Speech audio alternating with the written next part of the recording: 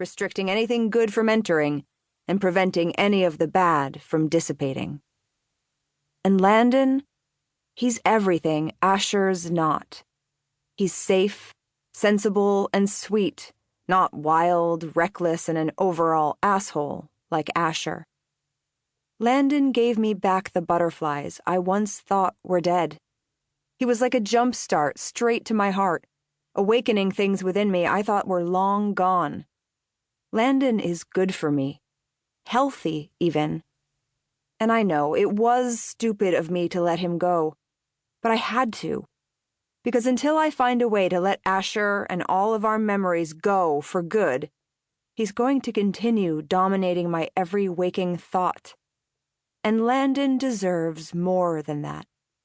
He deserves a girl who doesn't need a safety net with love like I do. A girl who could go all in, no holds barred, because she isn't still nursing all her painful wounds from the past. He deserves a whole heart, not half. Because try as I might to forget him, that other half will always belong to someone else, someone who doesn't even deserve it. I wasn't just in love with Asher. I was obsessed with him. He'd walk in a room, and while people around me would reek of envy because of who he was, every nerve in my body orbited into a different dimension. My heart and brain would fizzle, and I'd hold my breath with every step he'd take toward me. I was so in love with him, he made me downright certifiable. He was my fixation, my neurosis, and ultimately, my demise. Because there's no recovery from a love like that. Or a heartbreak. You'd think my infatuation with him would have let me see all the signs, the crash that was bound to be my undoing. And no matter how many times I go over it in my head, it never gives me the clarity that I'm seeking.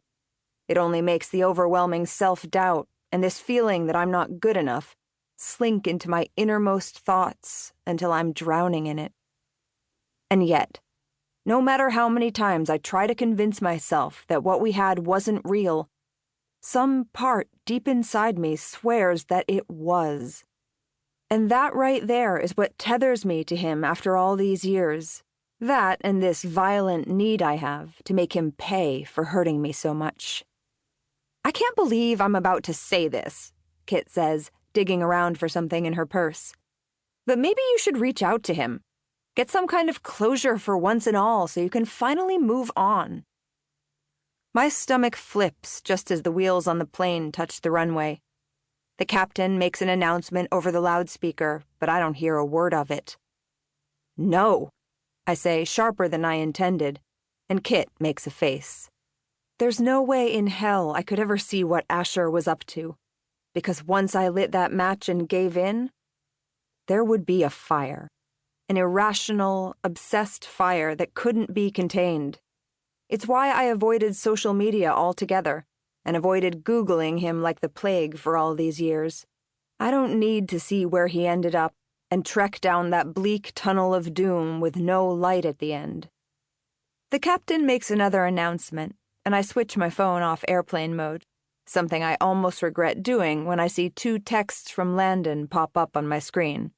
One wishing me a safe flight, and the other telling me to call him so we can talk. Sadness crawls up my spine until it stomps on my heart. I want nothing more than to respond to Landon, take back ending things with him. But there's no way I can give him those things until I can figure out what the first step toward giving him what I so badly want to is. I clutch my carry-on to my chest and take a deep breath.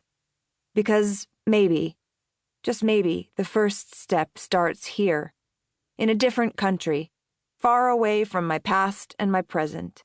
My heart is going to let go of Asher for good and give Landon every damn part of me that he deserves before my 3 weeks are up, I decide. No more of this downward spiral. I'm going to force my heart to choose a final destination by the time my feet land on Woodside soil again. I walk over to the luggage terminal where the rest of my classmates are already gathered, and I smile the biggest of smiles. Something big is going to happen during these 3 weeks.